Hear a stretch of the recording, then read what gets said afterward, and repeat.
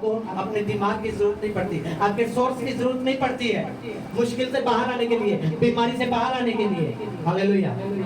किसकी जरूरत है? आराधना। हालेलुया।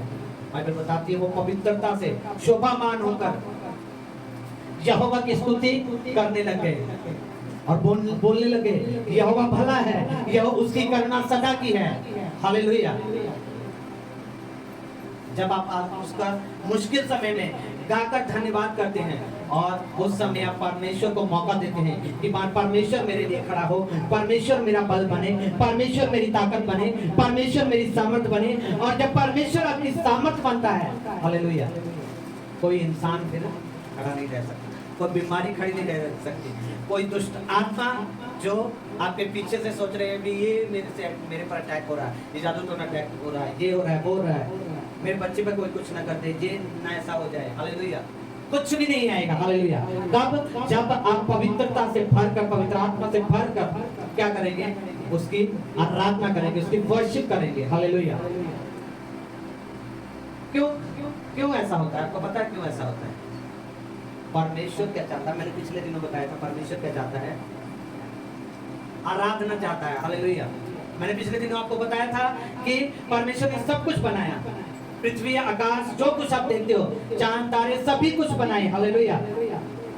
उसने इंसान को भी बनाया, सब कुछ बनाया, सब कुछ कर सकता है परमेश्वर। हालेलुया। बस एक काम नहीं कर सकता, वो अपनी आराधना खुद नहीं कर सकता, इसीलिए उसने हमें बनाया ताकि हम उसकी आराधना करें, उसकी महिमा करें, उसकी स्तुति करें। हालेलुया। और इसलिए जब आप उसकी स्तुति करते हैं, उसका सिंहासन हमारे बीच में आ जाता है। हालेलुया। वो बीच में आ जाता है, वो हमारे अपने लोगों के बीच में घूमना फिरना शुरू कर देता है। और जब परमेश्वर घूमता फिरता आपके बीच में बीमारियों को निकालता है, आपकी चिंताओं को निकालता है। हालेलुया।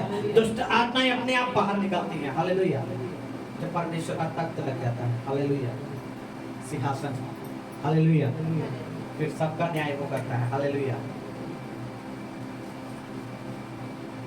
हेलो, कौन समझा? समझ गए? परमेश्वर का तख्त जब लग जाता है, हालेलुया, परमेश्वर का सिंहासन बड़ा है। हालेलुया। सब डरते हैं, बीमारियां डरती हैं, कांपती हैं, दुष्ट आत्माएं डरती हैं, जादू टोना सब डरता है। हालेलुया। परमेश्वर से, इसीलिए आराधना जरूरी है। समझ रहे हैं?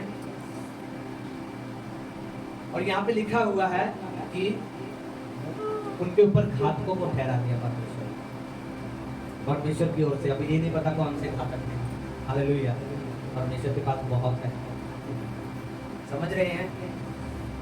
उन्होंने तो अपनी बुद्धि से दो धारी तलवारें बनाई हुई है, लेकिन परमेश्वर के पास पता नहीं कौन कौन से हैं। हालेलुया। बाइबल बताती है वो बिना हथियार के भी क्या कर देता है? विजय दिला देता है, जयवंत कर देता है। हालेलुया। तो हथियार हमारे कौन से हैं?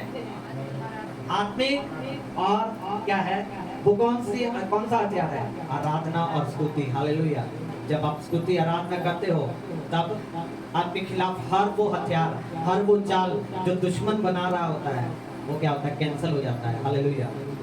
क्योंकि यहोवा के अभिषेक के सामने, उसकी उपस्थिति के सामने कुछ भी ठहर नहीं सकता है। हालेलुया।